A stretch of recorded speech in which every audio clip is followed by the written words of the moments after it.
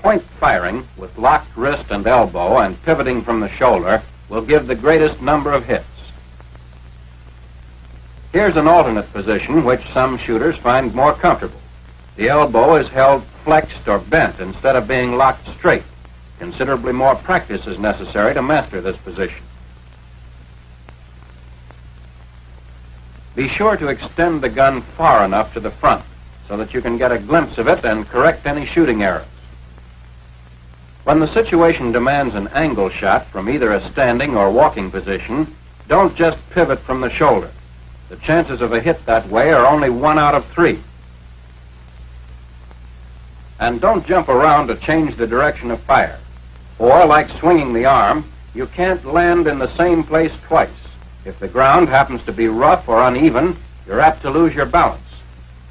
Turn smoothly. Let the movement of the body take care of any change in direction. Smooth, easy pivoting will keep the gun in the same relative position to the eyes and body, enabling you to shoot where you look. Pivot on either foot, whichever brings you into the best firing position. When pivoting, bring the gun up to eye level during the time the body is changing direction. Point firing depends on doing everything quickly, smoothly, instinctively. Practice all the things you've learned over and over again until they become as natural and effortless as breathing.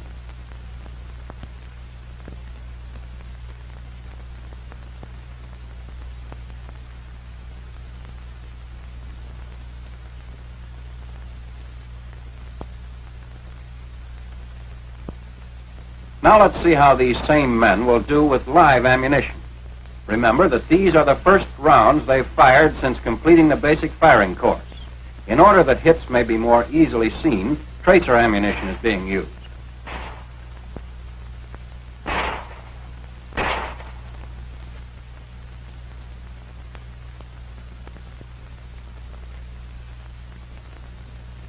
Each target appears for only a short time, so shooting must be rapid as well as accurate. A burst of 2 shots assures at least 1 hit.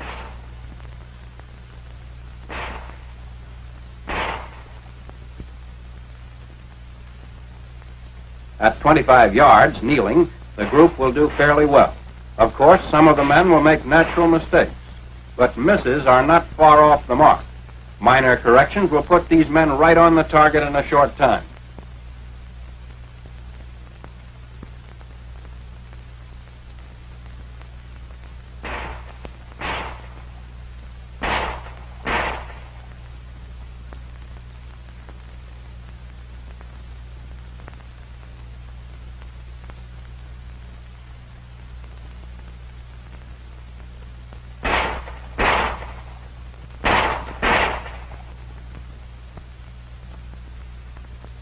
With point firing, it's best to start close to the target and work gradually back as speed and accuracy increase. Watch this next man. After firing at the first target, he'll relax and change his grip on the gun, missing the second target completely.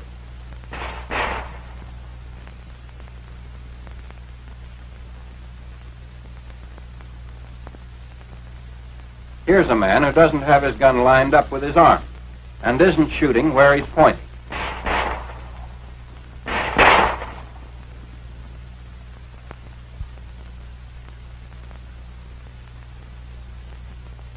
This man, however, is using a tight grip and has the gun aligned with his forearm.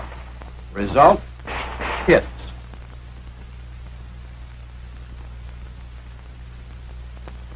For teaching large groups of men combat or practical firing, a regular pistol range can be easily converted. The main requirements are a firing line at 50 yards and replacing the conventional bullseye targets with 2 bobbing targets placed 8 feet apart for each firing point. When practicing the kneeling position, the pistol stands at the 25-yard line can be used to simulate obstructions over which to fire. The gun should never be rested directly against them or anything else when firing. If additional support is needed, rest the hand or arm against the solid object, but never the gun itself. For practicing point firing, Shoot from the 15-yard line. Allow no more than 2 steps forward to maintain the safety angle. Point firing will require more practice than firing from either the prone or kneeling positions.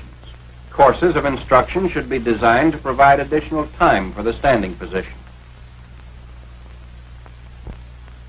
To test judgment as well as marksmanship in a realistic setting, Little Berlin or Tokyo installations may be used for small advanced groups.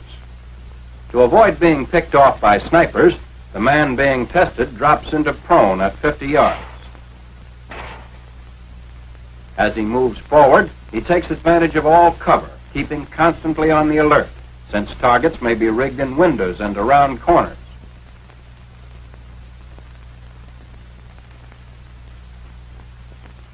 At 25 yards, the situation calls for the kneeling position. Ahead in the open, only point firing will be possible.